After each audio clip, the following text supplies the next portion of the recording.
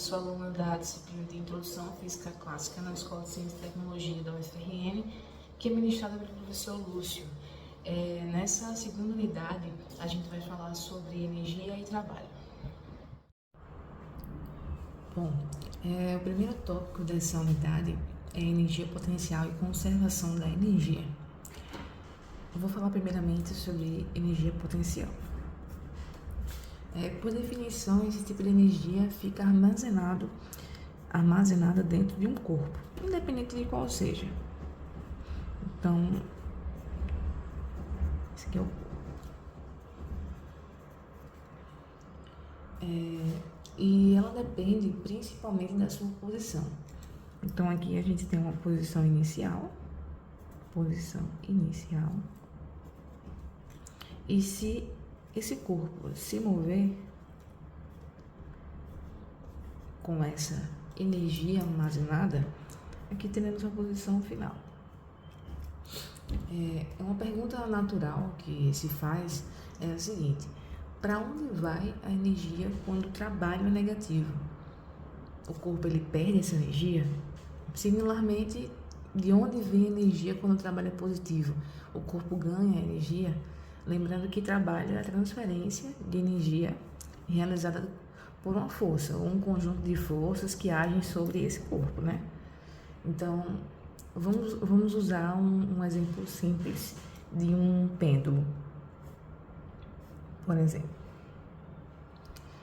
Embora exista a força de tração, né, desse fio, que caso contrário estaria em queda livre, esse peso aqui, podemos concentrar a força gravitacional essa força peso agindo sobre a massa pendurada pelo fio. Então, claramente a energia cinética da massa varia com a posição do pêndulo, que é aquele movimento que a gente faz ao, por exemplo, levantar ele para cá e soltá-lo para o outro lado. Então, ele vai fazer aquele movimento, né, de subir e descer de um lado para o outro, de um lado para o outro.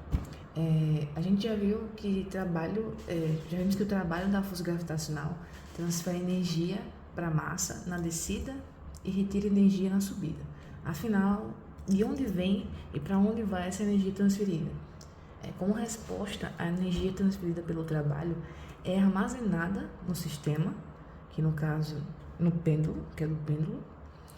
O sistema é formado pelo pêndulo em si e a Terra, responsável por gerar aquela força gravitacional, né? A força que puxa para o centro.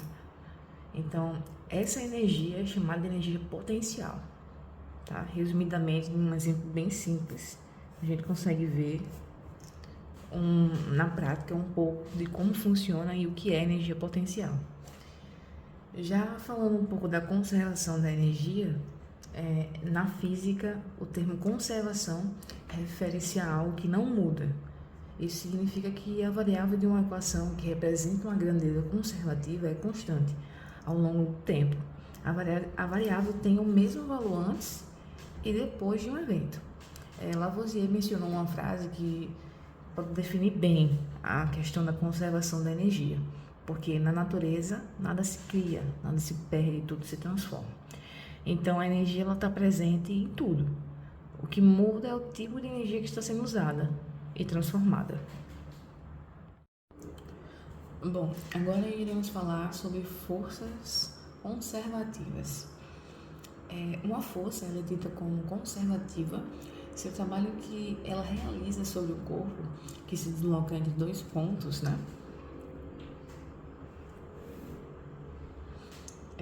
Não depende da trajetória. Ele pode ir por aqui, pode dar a volta.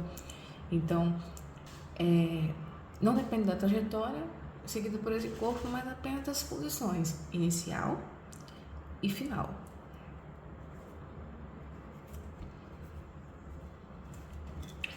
Equivalentemente, uma força conservativa se o trabalho que ela realiza sobre um corpo, que descreve um percurso fechado, é zero. Eu vou ler um enunciado de uma questão que é bem simples, mas a gente vai conseguir ver isso na prática. Um garoto gira uma bola de massa igual a 0,0 300 quilogramas. Com um barbante, ele tá com uma bola, nessa bola tem um barbante. E esse garoto,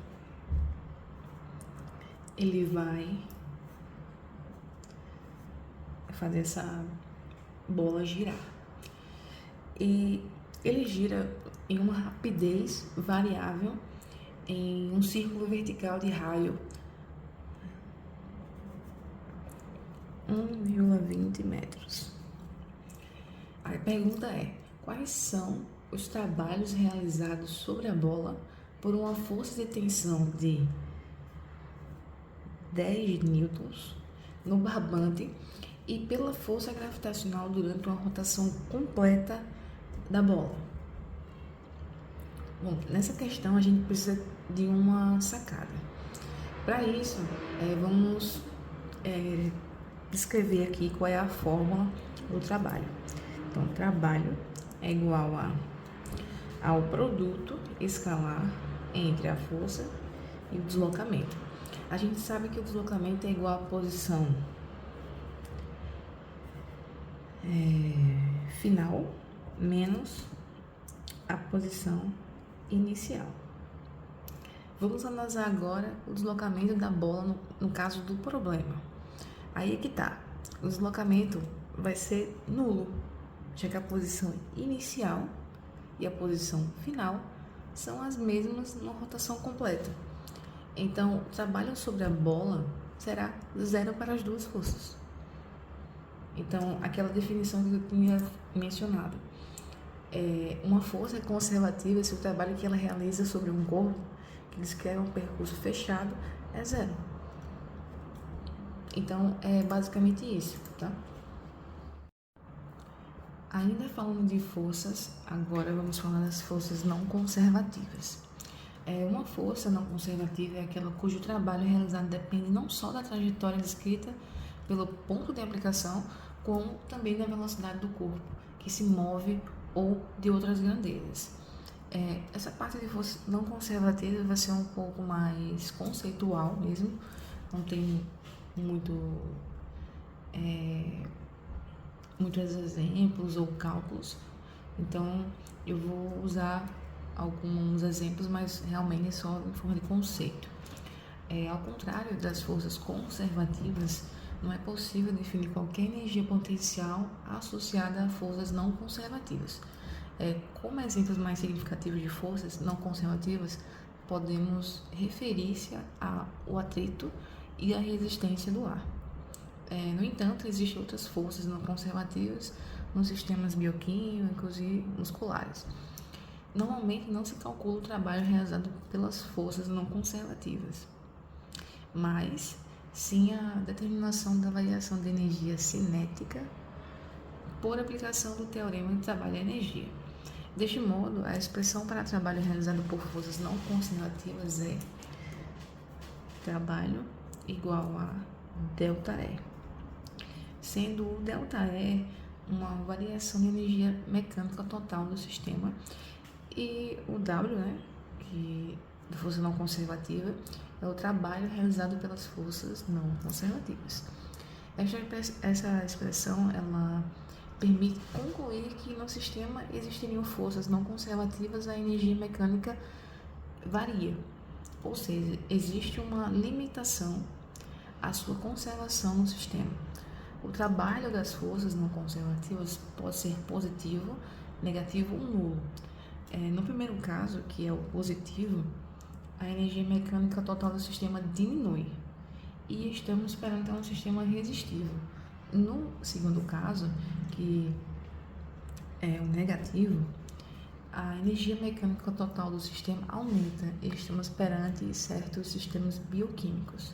E por último, que é o nulo, no terceiro caso, a energia mecânica total no sistema é nula.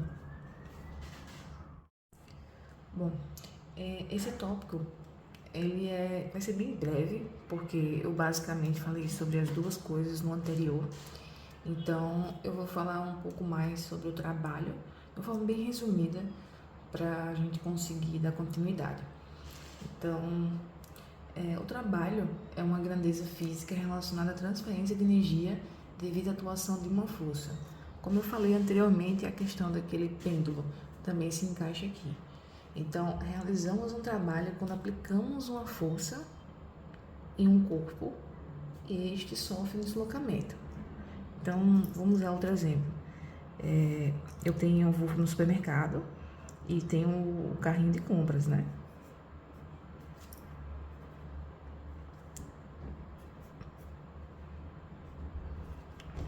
Se eu empurrar o carrinho, consequentemente, ele vai se mover, vai se deslocar daqui para cá, porque eu estou empurrando, aplicando uma força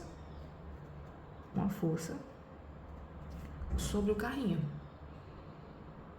Então, como eu falei, quando aplicamos uma força em um corpo e ele sofre um deslocamento, assim a gente está realizando um trabalho. Apesar da força e o deslocamento serem duas grandezas vetoriais, o trabalho é uma grandeza escalar, ou seja, fica totalmente definida com o valor numérico em uma unidade. A unidade de medida do trabalho no SI, que é o Sistema Internacional de Unidades, é o Joule, né? Que é representada pelo J. Então, a energia é definida com a capacidade de produzir trabalho, ou seja, um corpo só é capaz de realizar um trabalho se possuir energia. Bom, esse próximo tópico se chama conservação da energia mecânica. Eu vou explicar uma parte mais conceitual e depois a gente vai fazer um exemplo. Então, a conservação da energia mecânica é uma das leis da mecânica que decorrem do princípio da conservação da energia. De acordo com a lei da conservação da energia mecânica, quando nenhuma força dissipativa atua sobre um corpo, toda a sua energia relativa ao movimento é mantida constante. Isso equivale a dizer que a energia cinética e a energia potencial do corpo nunca mudam. Então, quando dizemos que a energia mecânica é conservada, isso significa que a soma da energia cinética com a energia potencial é igual em todos os instantes e em qualquer posição. Em outras palavras, nenhuma posição da energia mecânica de um sistema é transformada em outras formas de energia com a energia térmica. Diante disso, de acordo com a lei dessa conservação, em um sistema não dissipativo, podemos afirmar que as energias mecânicas em duas posições distintas são iguais. Eu vou ler o enunciado do exercício e a gente vai colocar em prática. Então, digamos que um pequeno bloco, inicialmente em repouso, eu vou fazer aqui um desenho.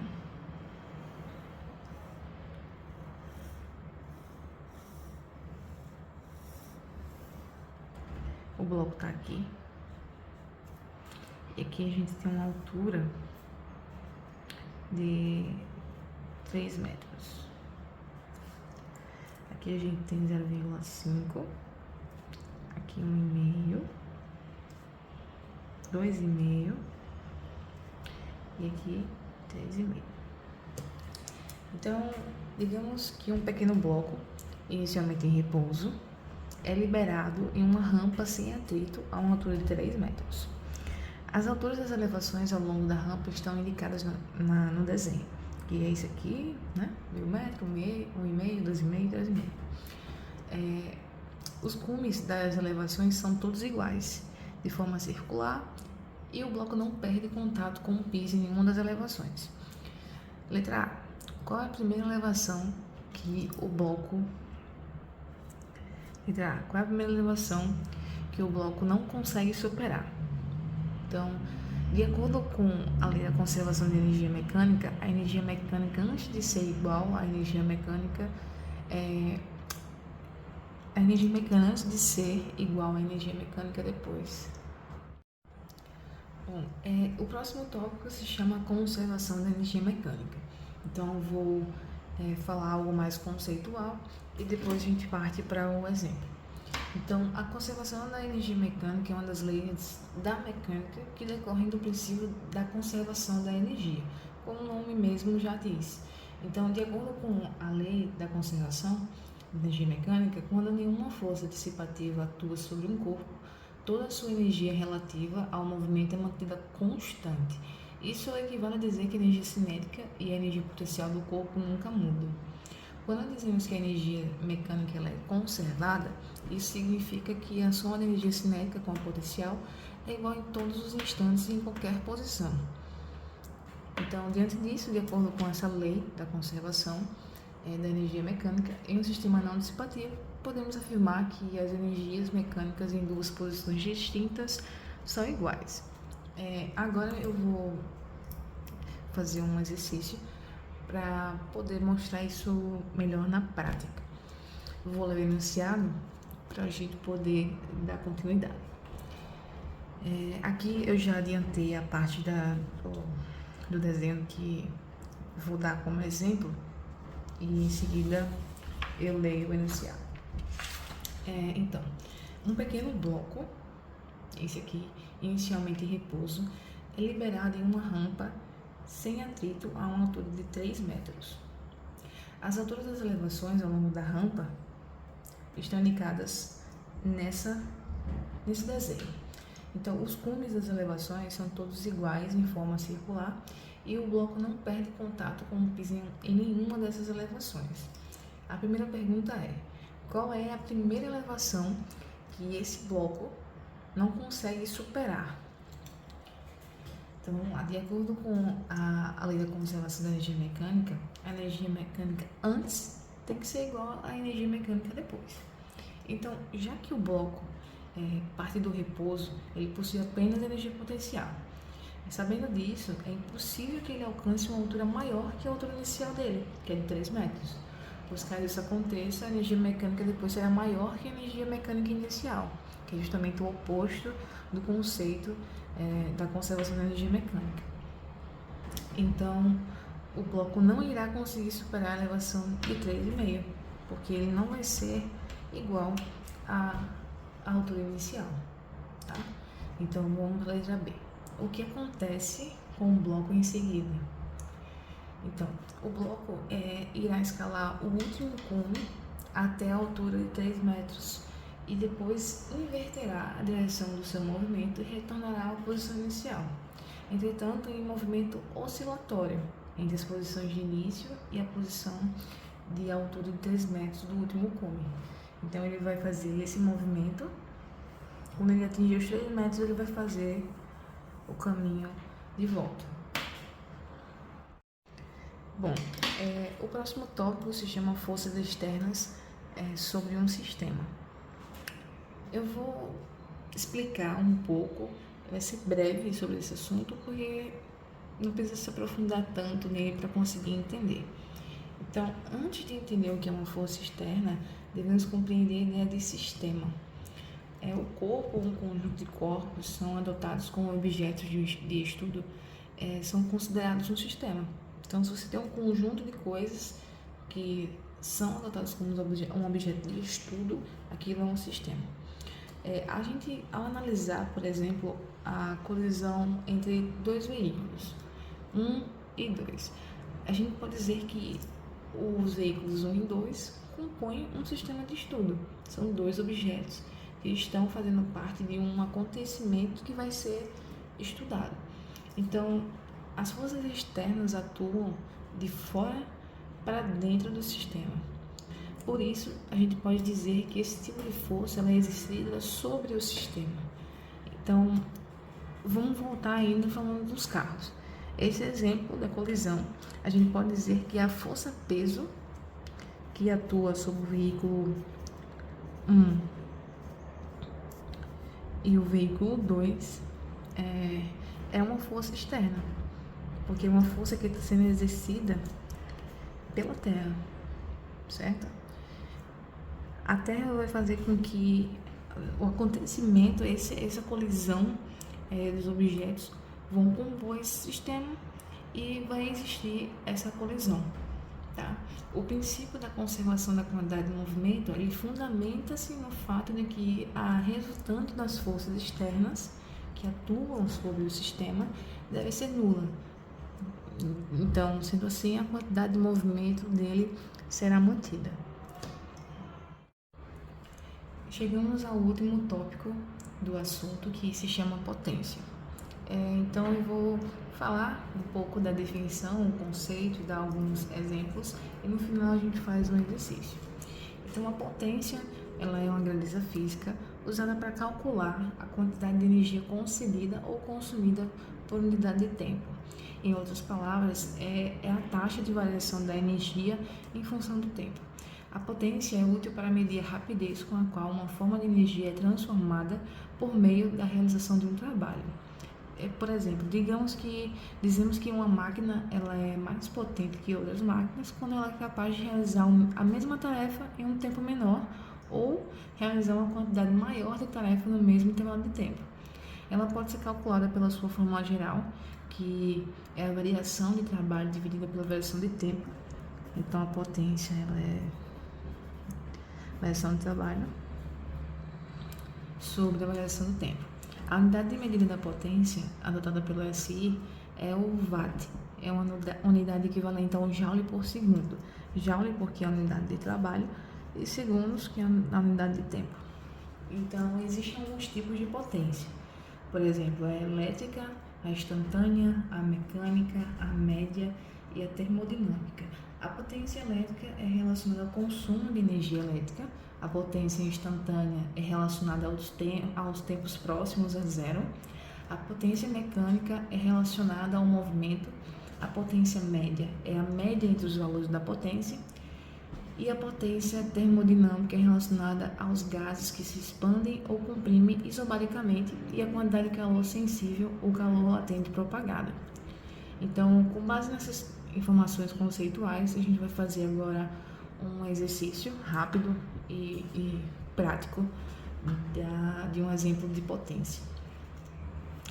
O enunciado é o seguinte: um novo sistema de transporte para a área de embalagem irá utilizar um braço mecânico movido a motor para exercer uma força média de 880 newtons.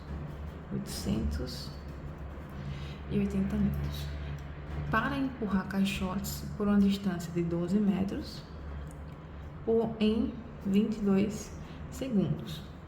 A pergunta é: qual é a potência que o motor precisa aplicar no sistema? Nessa questão ele quer saber sobre a potência que o motor deve aplicar no sistema, certo? Então, vamos lá. A potência de uma força nada mais é do que o trabalho que essa força produz em um intervalo de tempo. Matematicamente, a potência ela é trabalho sobre ΔT. Como o trabalho é a força vezes o deslocamento, temos que a potência ela é a força vezes deslocamento, né, sobre ΔT. Então, com base nisso aqui, a gente só vai substituir esses valores nessa fórmula. Então, a potência ela é igual a força vezes o deslocamento, 12 metros, sobre 22 segundos, que é o tempo. Essa conta ela vai dar 480 joules por segundo. Então, com base nesse cálculo e nas informações que eu passei anteriormente, dá para vocês conseguirem ver na prática mais ou menos como a gente consegue saber a potência de um sistema.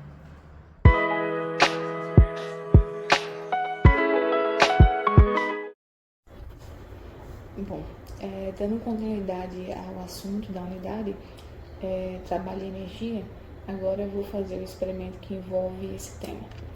Aqui eu tenho os materiais para o experimento: uma lata vazia, leite, esparadrapo, né? Pode ser fita, qualquer um. Esparadrapo eu peguei porque é o mais forte que eu tenho aqui. Um elástico, uma pilha e 2 palitos de dente.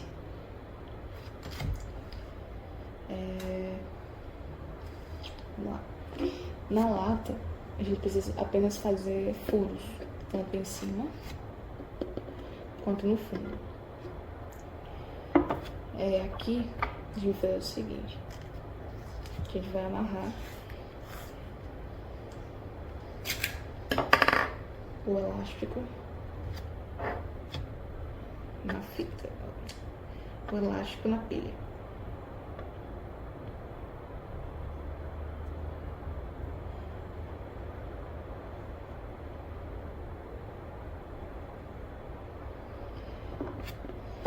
A pilha vai dentro da lata. Um palito vai aqui em cima, porque a gente prender na tampa.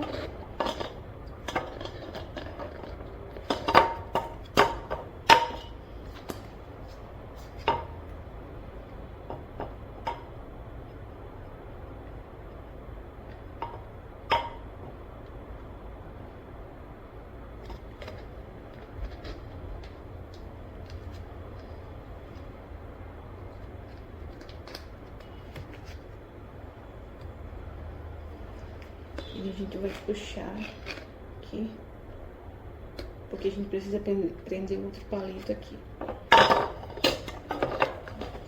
embaixo.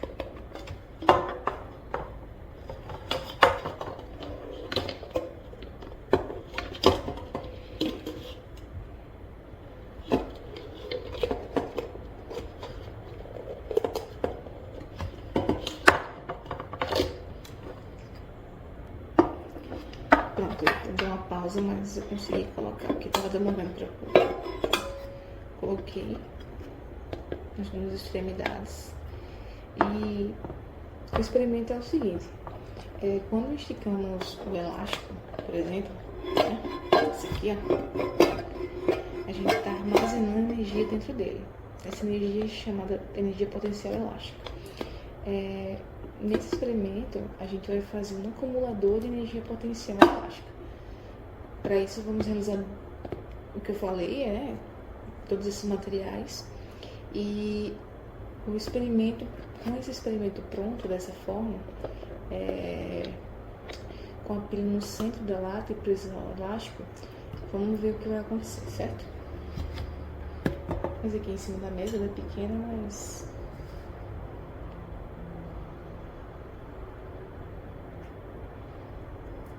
ela foi e voltou para o mesmo lugar de onde ela saiu. Por que isso acontece? Porque quando a gente empurra a lata, a gente está passando energia para ela. O peso que tem aqui no meio, que é a pilha, faz com que o elástico enrole quando colocamos uma força sobre a lata, que no caso é essa parte de empurrar, como eu tinha explicado. Então, esse acúmulo de energia aqui dentro é o acúmulo de energia potencial elástica. Então, quando a gente faz a força para empurrar a lata, o elástico enrola, mas ele acaba, ao desenrolar, que esse armazenamento de energia, e ele solta a energia, digamos, que é quando ele volta. Então ele está armazenando energia e depois ele está soltando a energia que foi acumulada.